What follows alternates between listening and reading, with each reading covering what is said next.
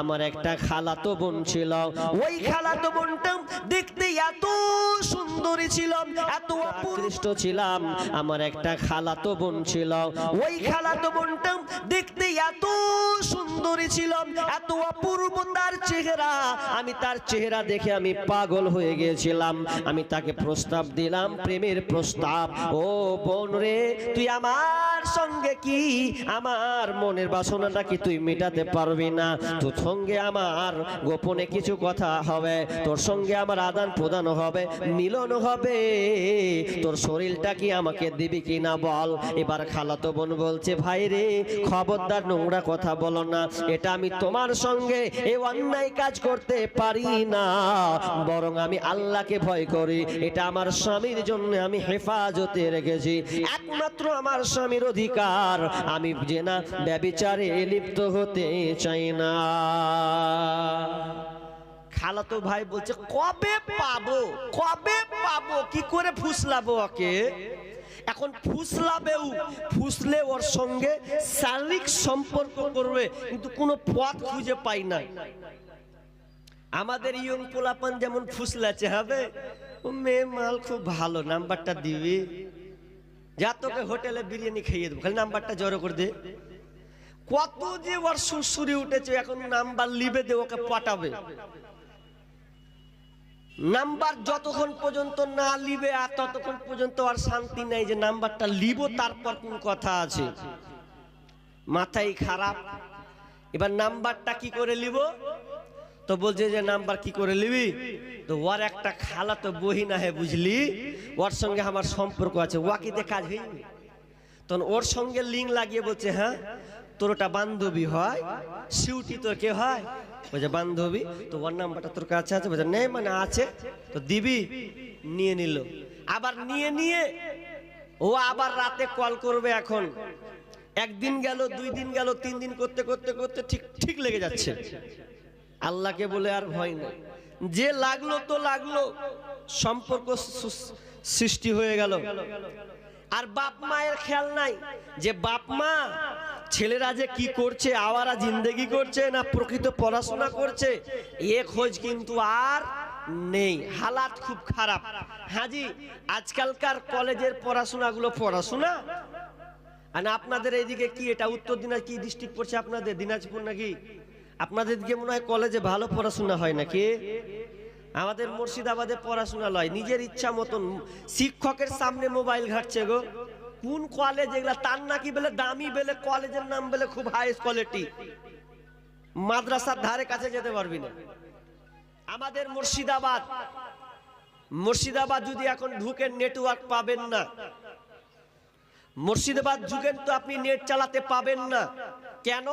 Network বন্ধ করে দেওয়া আছে। কেন বন্ধ হলো জানেন আপনারা? নেটওয়ার্ক মুর্শিদাবাদ, আবার শুনলাম নাকি 21 তারিখ খুলে আবার 23 তারিখ থেকে মারবে। মুর্শিদাবাদ, নদিয়া এগুলো নেট চলবে না। এটা কেন? এটা এই জন্য যে হিন্দু সম্প্রদায় যারা পুজো মণ্ডপে গিয়ে তাদের আপনার হেডলাইন স্ক্যান, যেটা বলা হয় স্ক্যান বোর্ড, আপনার কিনা গেটে লাগাই না, লেখা ওঠে না, লেখা, ওটাতে লিখেছে, জানি না কে করেছে উস্কানিমূলক কাজ, বেলডাঙ্গার মধ্যে কি লিখেছে? আল্লাহ মাদার, আর বাকিটা বলবো? কত নোংরা কথা লিখেছে। মানে আল্লাহকে ও গালি দিয়েছে, দিয়ে ওটাকে আবার স্ক্যানে ভাসিয়ে দিয়েছে, যা রাস্তা দিয়ে হাঁটবি দেখতে পাবি। কোন মুসলমান এটা নজরে গেছে, যাওয়ার পর এবার কি করেছে? যাওয়ার পর দেখছে আরে আল্লাহকে গালি দিচ্ছে, মা তুলে আল্লাহকে গালি দেওয়া। এ প্রতিবাদ করতে গিয়ে 2 জন মুসলমানের এখানটাকে কেটে দেওয়া হলো। আমি সেদিনকে প্রোগ্রামে ছিলাম, কোথায়? বেলডাঙ্গা, রেজিনগর, ওই পাশাপাশি ঝগড়াটা হচ্ছে, ওখানেই মোড়েই। তো আমাকে সম্পাদক দেখালো যে এটাকে কেটেছে সম্পূর্ণ, একদম গর্ত করে দিয়েছে, নাই কিছু। আর একজনে দেখলাম জিহ্বাকে কেটে দিয়েছে। এ নিয়ে তোরপার, এটা সাহস হলো। বাপ মা খুব দামি জিনিস।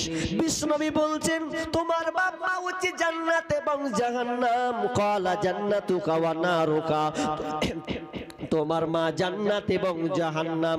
তার মানে যদি তোমার বাপ মায়ের খিদমত তুমি ভালোভাবে করতে পারো, মা বাপকে আনন্দ দিয়ে যাও, তাহলে তোমার জন্য জান্নাত আছে। আর দুঃখে কষ্টে তোমার ব্যবহারে মা যদি অসন্তুষ্ট হয়, তাহলে তোমার জন্য হচ্ছে জাহান্নাম। এই জন্য সেই যুবক মাকে সবসময় ভালোবাসতেন, শ্রদ্ধা করতেন, এমনকি দুধ পান না করালে কেউ তারা দুধ পান করতো না। এবার যখনই আজান হলো আসসালাতু খায়রুম মিনান নাওম, তার মানে আজান সকাল হলো, ডাক পড়লো আল্লাহর। এবার ঘুমটা ভেঙে গেল। বাপ মা এবার জেগেছে, বলছে বেটা রে তুই এখনো দুধটা নিয়ে দাঁড়িয়ে আছিস? বলছে মা আমি আপনার জন্য কখন থেকে দুধটা দাঁড়িয়ে আছি, আমি তোমাকে পান করাবোর জন্য। মা জাগলো, মাকে দুধ পান করালো, আব্বাকে দুধ পান করালো, এরপরে তারা নিজা সন্তান থেকে করালো, তারপরে তারা নিজেরা পান করলো। দিয়ে আমার আল্লাহকে বলছেন মাবুদ রে এই কাজটা শুধু তোমাকে ভয় করে করেছি, আর কাউকে নয়। মাবুদ দয়া করে তুমি আমাদের মাথা থেকে পাথরটাকে সরিয়ে দাও। যেমনই বললো ভালো কাজ, এই ভালো কাজ মায়ের খিদমত করা, আল্লাহর কাছে চাইলো, সঙ্গে সঙ্গে এক ভাগ পাম করে ছড়ে গেল।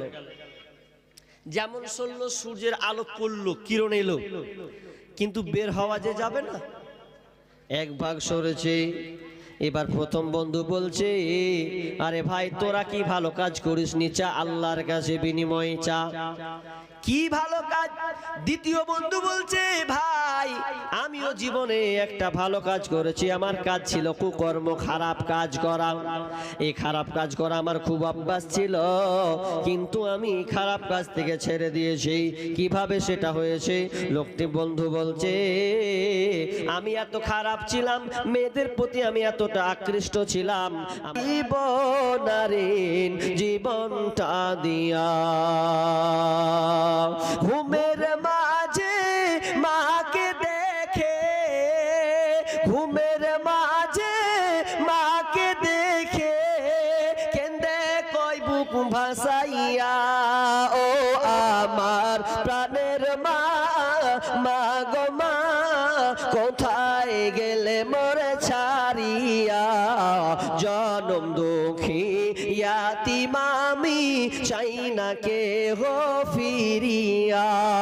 জীবনের মূল কষ্ট মায়ের প্রসব বেদনায়, সাত আসমান সাত জমিন তখন মায়েরই মাথায়।